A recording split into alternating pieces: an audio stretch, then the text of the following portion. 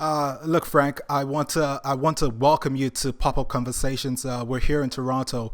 We talk to artists across the country about their musical journey and what they're working on in the moment, and it's our honor to have you on the show. So, welcome, sir. Thank you. It's an honor for me being here. I'm really appreciative of you having me. So thanks again. Awesome, awesome. So, I think when I listen to artists, I find something about them that draws me into their world and their creative process. And I think for you, we're gonna get to your single that you just put out recently on June 25th. But I want to go back a little bit to House in LA, which I think you put out a little bit earlier this year. If you don't mind, I just want you to tell me a little bit about the creative process and how you came about that song, and then I'll tell you what I absolutely love about the song. But if you could tell us a little bit more about how you came about that record. For sure. With House in LA, I think I was just part of like a combination of songs that I had written at the height of the pandemic earlier, actually before 2021 came around. So I'd written them. House in LA was part of like a trio of songs that included Bedside, Love Song, the latest single, as well as another single that I'm going to be probably putting out in the future. But in terms of the story behind that specific track, um, I kind of drew from trying to get out of the the city because I could relate with a lot of people in the sense that everyone wanted to kind of get away from this whole pandemic vibe and being trapped inside and everything. So I was midwinter and I kind of was channeling something really hot, and I was thinking of LA, and yeah, I came up with the storyline with House in LA, and it kind of just gave me really good vibes in a time where there was a lot of coldness and isolation. So. Awesome, awesome. But of course, you didn't make it like a literal escape from the pandemic. You were able to draw this narrative, and I think that's what I love about what you do with your music. So you were able to create this narrative around it, which essentially translates into. So you listen to it and you think you're talking about a girl, and I think it could serve that purpose as well. But when it comes to your writing style, how important is it for you to try and refine your craft through storytelling and narrative?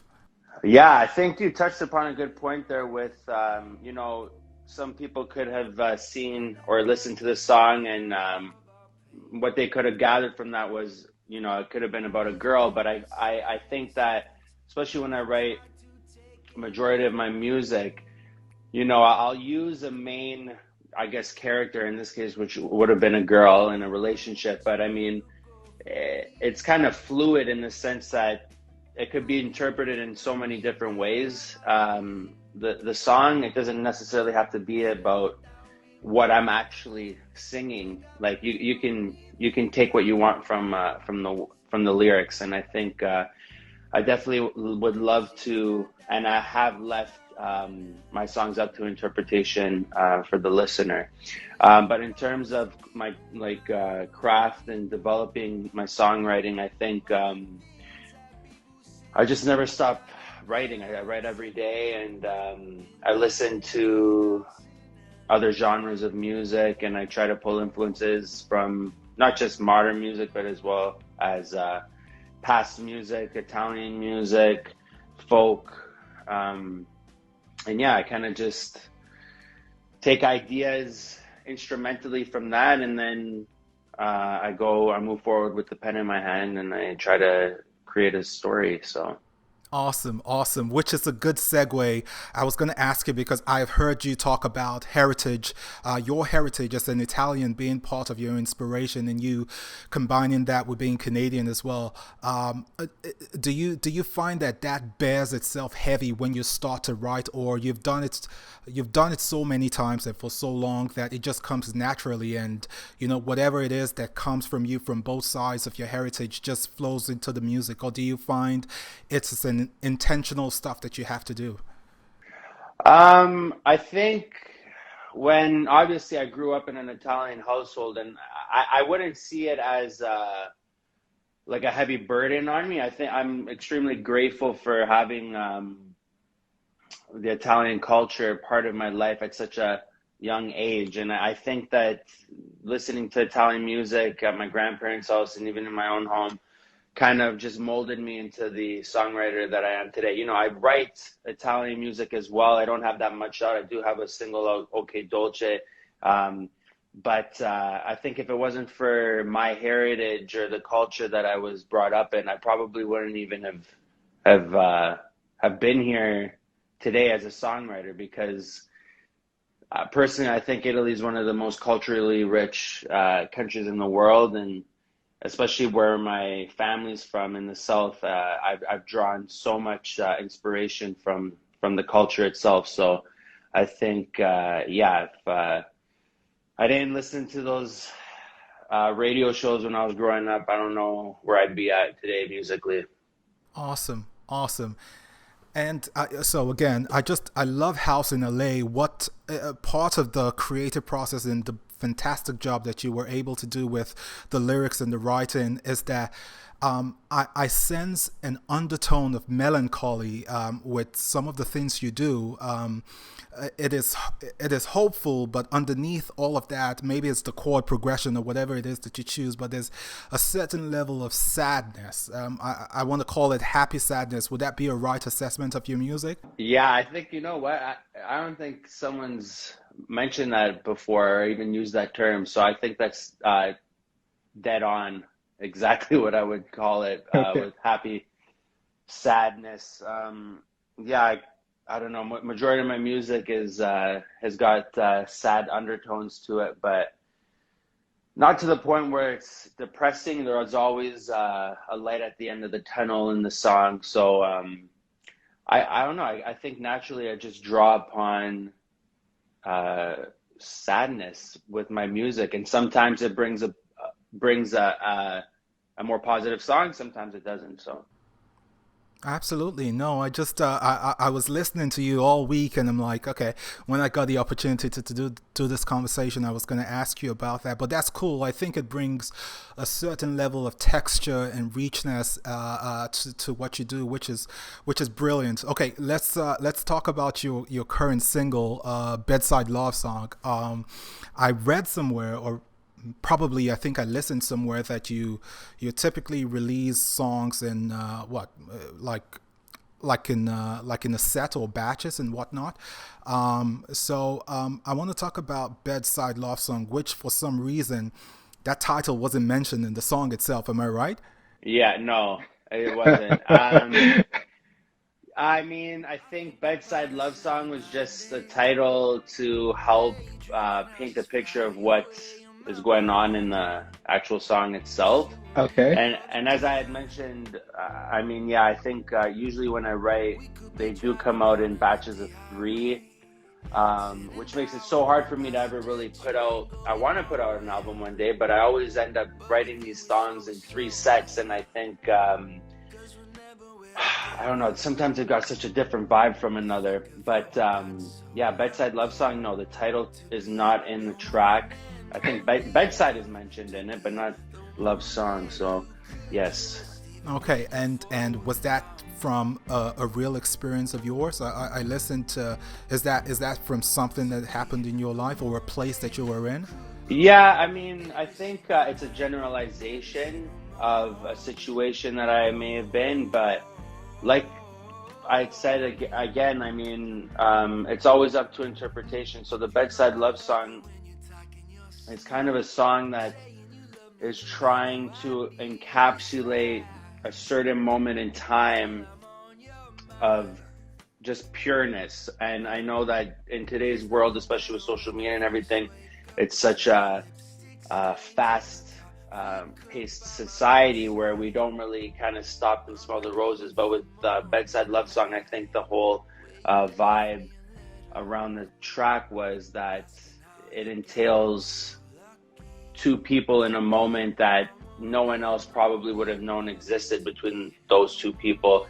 And maybe I tried to kind of capture that with the song and keep that moment in time within the track. So I'm not sure if that made sense, but No, no, it does. I'm very curious though. So when I talk to artists, I am curious to know. First of all, I want to ask you how long it took you to write that song. But more importantly, I'm curious to find out, when do you know a song is done? Do you abandon a song, where, or do you actually complete a song? When do you know a song is done? And if you want to answer the first part, how long did that creative process take you from the lyrics to a finished product? I think for Bedside, it didn't take that long at all. Probably like a day. Like I think usually I'll fiddle around with some chords and then I'll put the content on top. So I'll put the words and everything in afterwards. But I don't think it took too long. And to kind of touch upon the second part, I think uh, when a song is done, you just kind of have a feeling that it's done. I mean, I have so many unfinished tracks that, I could keep going back and forth between them.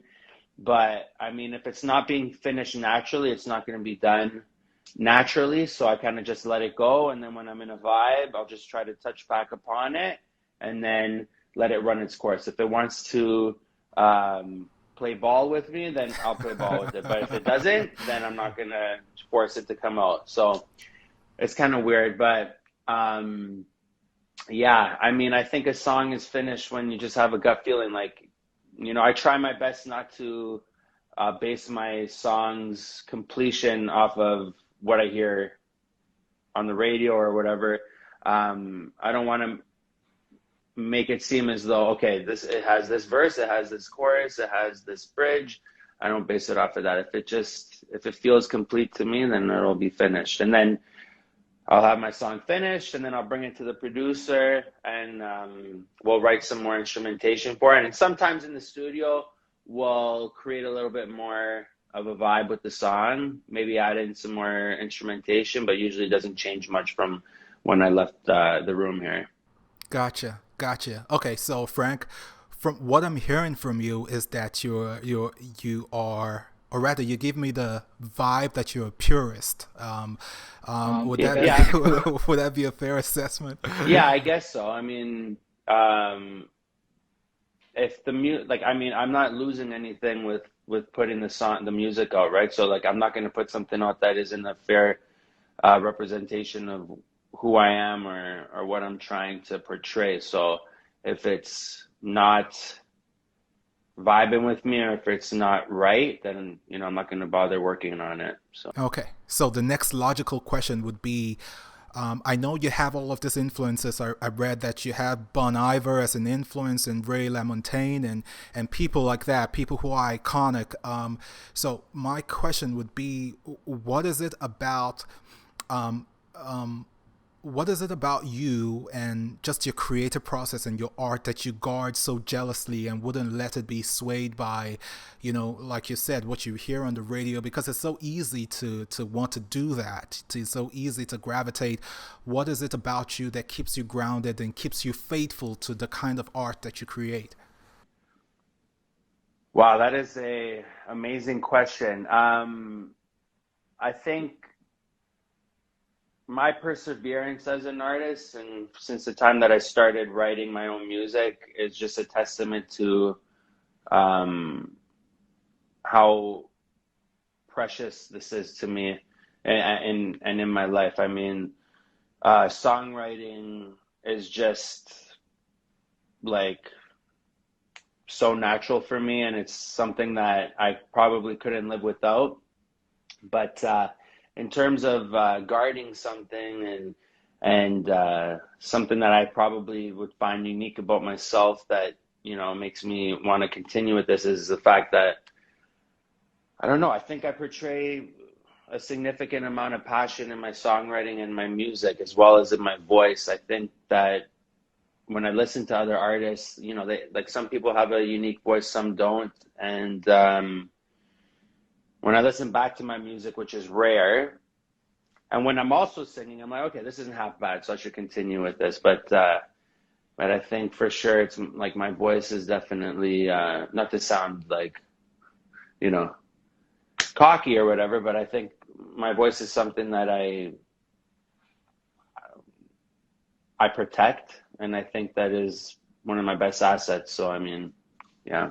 Absolutely. I don't think you sounded cocky at all. Uh, okay, Dolce. I hope I'm pronouncing that right. I think your vocals on that song was just mind blowing.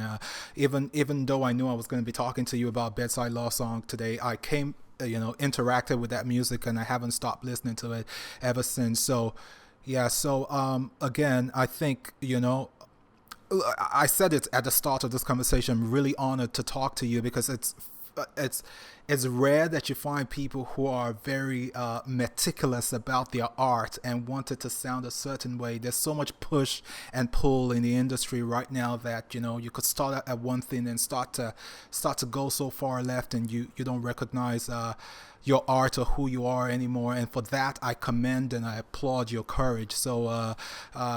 I just want to say thank you for Bedside Love Song and putting it out. It dropped on June 25th, correct? Yes. Okay.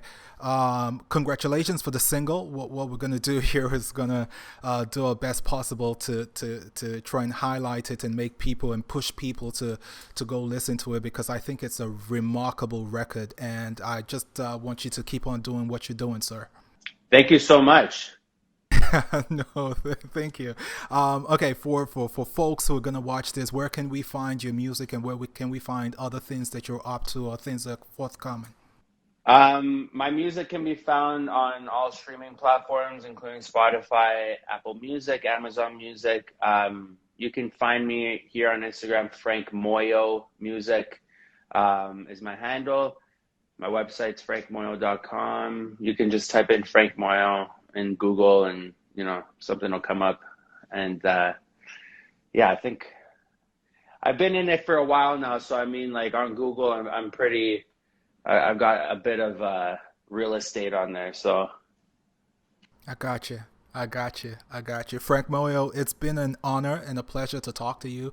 I know that we're going to keep talking, but I want to say congratulations on the singles that you've put out. And hopefully someday, like you said, if you do put out an album or an EP, a body of work, we'll be excited to listen to that body of work as well, to see how to see how it progresses. But we're fans of yours. Whenever it is that you start to gig live again, we'll be very excited to come out to come see you and just experience the goodness that you deliver when you make music. So thank you very much, sir. thank you. Honestly, I think you were amazing. Your questions were so amazing, and I'm so appreciative of your kind words today. I really, really do appreciate it, and I hope all the best for you. Honestly, Thank you, sir. amazing, amazing job. Thank you, Frank Keep it Moyo. up. That means a lot. Thank you. All right, we'll keep talking for now. Take care, bro. Okay, bye.